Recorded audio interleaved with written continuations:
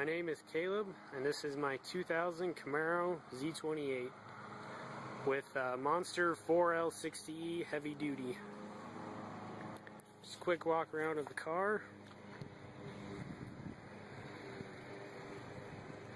Give it a start up, see how it sounds.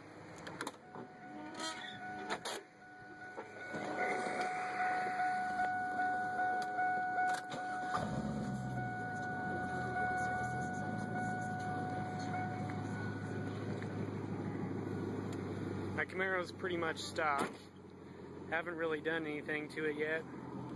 My goal is to make it into a drag car, about 500 horsepower.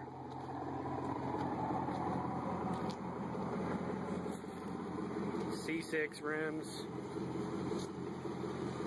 Nitto 55Rs.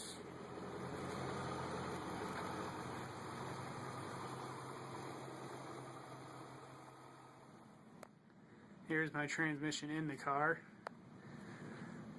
Called up Monster a couple months ago. Customer service was very friendly. Shipped fast. Got it installed. Got about 3,000 miles on it. Shifts hard and firm every time. No problems. I like the chrome pan that it came with. Looks pretty cool.